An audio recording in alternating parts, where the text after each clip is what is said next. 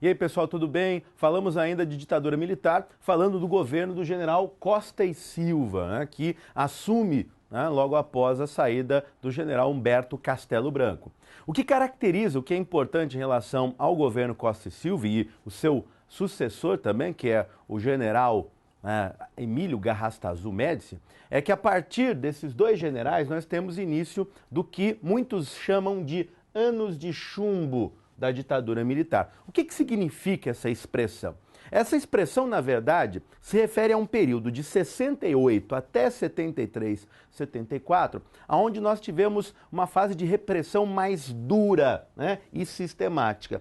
Isso não quer dizer que antes do governo Costa e Silva e depois do governo Emílio Garrastazu Médici, nós não tivemos, melhor dizendo, repressão ou ações autoritárias. Tivemos, mas num patamar um pouco menor do que o que aconteceu no governo desses dois generais. Então, a partir do governo Costa e Silva, tem início o que nós chamamos de anos de chumbo.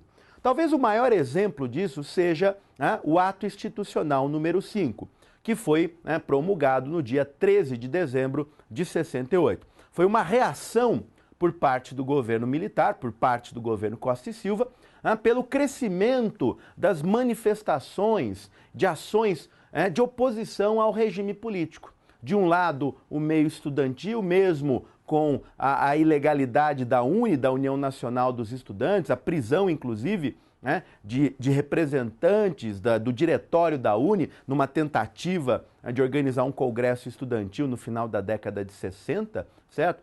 Os estudantes ainda estavam ali se articulando. Houve inclusive um episódio em 68 da morte de um estudante secundarista pela Polícia do Exército no centro do Rio de Janeiro. A mobilização também de operários. O MDB, que era o partido de oposição, tentava ser, de alguma maneira, na medida do possível, uma certa oposição. Principalmente, alguns deputados, nem todos do MDB, porque grande parte do MDB acabou assumindo aquela postura de ser a oposição que o regime militar gostaria que existisse. Uma oposição que não era, na verdade, uma oposição, era uma coisa de fachada. Mas alguns políticos tentaram, de alguma maneira, ao seu modo, aproveitando algumas brechas aí dentro do regime ditatorial, se tornando, de fato, aí oposicionistas do governo. E, é claro, tem aqueles que vão partir para ações mais drásticas. Então, a reação do governo foi aumentar a repressão, dar mais poder aos órgãos repressivos e, é claro, criar uma base legal para justificar isso. Então, se quer criar uma base legal para justificar qualquer ação durante a ditadura militar aqui no Brasil, usa-se o quê? Um ato institucional, isso mesmo. E o ato institucional número 5, de 68, é considerado um dos mais autoritários, dos mais fortes no sentido repressivo, nesse período que vai de 64 a 85. Fortalecimento do executivo, ou seja, você dá mais poderes ao presidente da República para tomar as medidas necessárias para o restabelecimento da ordem, de manter a paz interna dentro do país. Aumento da censura à imprensa, a censura fica mais e mais rígida. E também, é claro, aumenta o poder do governo de cassar mandatos, de suspender direito político das pessoas, levando muita gente, por exemplo, forçando muita gente ao exílio, ou seja, deixar o Brasil, deixar sua casa, deixar sua família e ir para outro país. E um aspecto importante, claramente ditatorial, sem dúvida alguma, que é a suspensão de um direito individual jurídico básico, que é a suspensão do habeas corpus. O que significa isso? Que o governo militar poderia, os aparelhos repressivos do governo, prender sob suspeita e manter essa pessoa até o momento que eles quisessem. Não haveria possibilidade de um advogado ir até a delegacia, ter o órgão governamental repressivo e impetrar um habeas corpus junto ao juiz para que ele pudesse, essa pessoa acusada de algum crime pelo regime, responder em liberdade. Ou seja, você acaba com a liberdade, literalmente, da pessoa. Bom, como eu disse, o ato institucional número 5 é uma reação clara por parte do governo ao crescimento das manifestações de oposição. Pelos estudantes, podemos destacar a passeata dos 100 mil, em junho de 68. Os operários realizam greves em São Paulo, em Osasco, em Contagem, em Minas Gerais.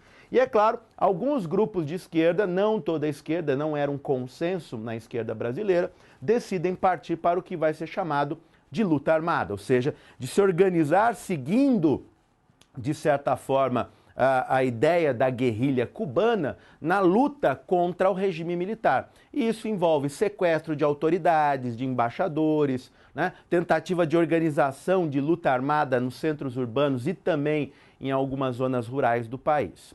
E evidentemente que a repressão vai ser aumentada. Você já percebeu isso com o ato institucional número 5. E aí, é claro, vai se dando mais poderes aos órgãos repressivos, como, por exemplo, o DOI-CODE, o Departamento de Operações Internas e o Centro de Defesas Internas.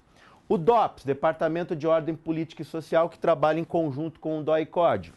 O Comando de Caça aos Comunistas. Este, na verdade, não era um órgão, vamos dizer, oficial, governamental, e sim extraoficial, formado por elementos da sociedade civil, né, inclusive de setores da igreja, mais conservadores da Igreja Católica, certo? E também de outras entidades, né, que, de certa forma, promoviam uma perseguição àqueles que se considerava comunistas ou de esquerda no país.